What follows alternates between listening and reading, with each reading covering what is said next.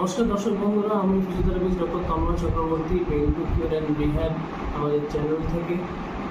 আমার সঙ্গে একজন পেশেন্ট উনি রয়েছেন। লাস্ট 7 দিন ধরে আমাদের কাছে ট্রিটমেন্ট উনি নিয়েছেন।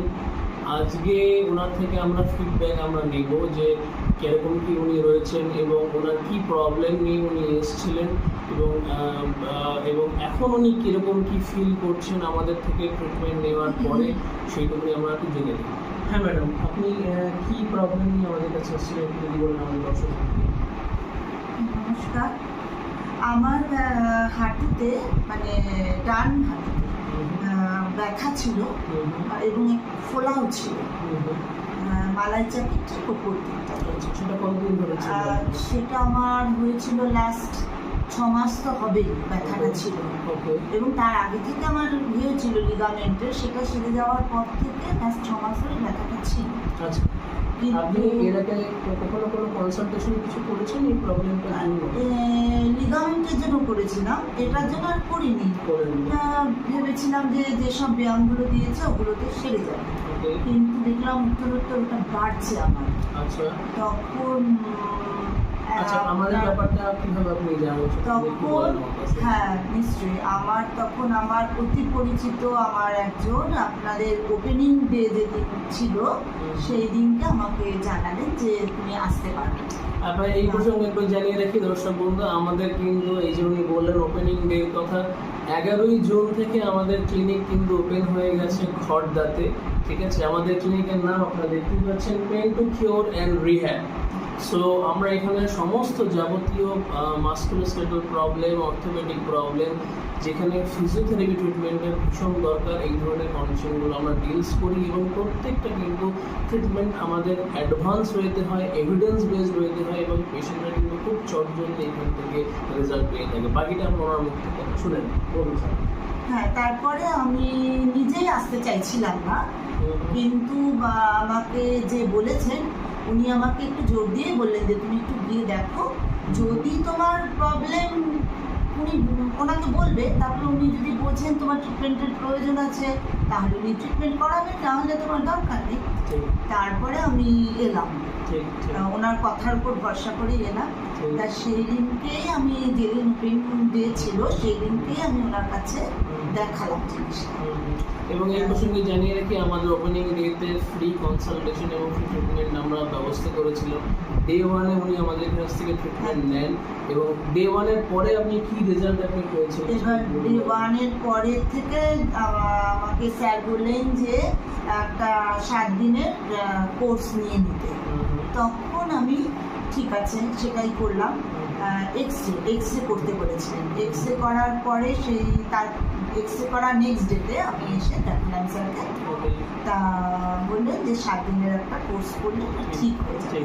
ডে 1-এ আমরা যখন ট্রিটমেন্ট দিলাম, সেটা থেকে আপনার কি চেঞ্জেস আপনি বুঝতে পারবেন?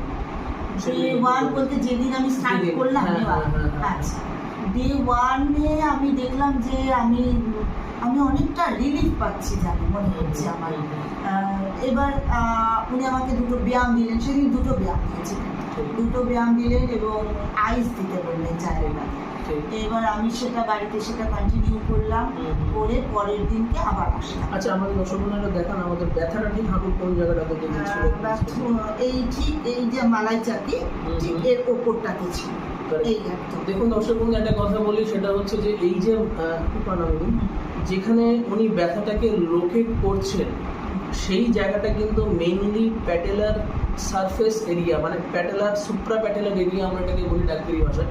এবং এখানে ম্যাক্সিমাম প্রচুর মানে বার্সা থাকে, যেগুলো আর কি যে এই যে কোয়াড্রিসেপস টেন্ডন যেটা রয়েছে, যেখানে প্যাটেলার সঙ্গে সেটা ইনসার্ট করছে, এই বার্সাগুলোর কাজ হচ্ছে যে এই ফ্রিকশনটাকে যখন পা আমরা মুভ করছি, ভাঁজ করছি, সোজা করছি, ফ্রিকশনটাকে প্রিভেন্ট করা।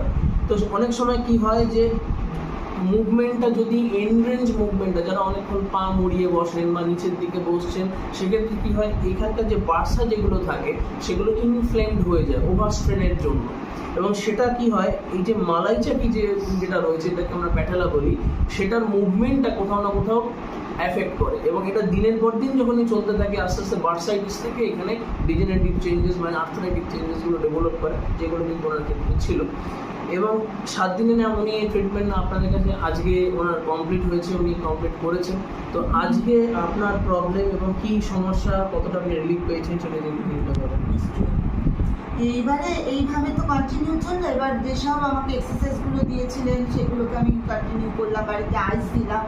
তারপরে লাস্ট ডেতে এসে মানে লাস্ট ডের আগের দিন আমাকে উনি ড্রাই নিডল থেরাপি করেছেন। ড্রাই নিডল থেরাপি যেটা আমার পায়ের পেছন দিকটা, মালাই চাপির পেছন দিকটা একটা পেন হয়েছিল, এটা থার্ড ডেতে আমাকে উনি ড্রাই নিডল থেরাপি করলেন।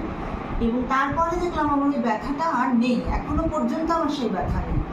এবং কালকে 6th ডে, যেটা আমার ওপরের দিকে যেটা বললাম আমার ওপরের ব্যথাটা ছিল, সেখানে উনি ড্রাই নিডল থেরাপি করেছেন। এবং সেটাতে আমি আজকে তো মানে কোনো ব্যথা অনুভব করছি না একদম। এবং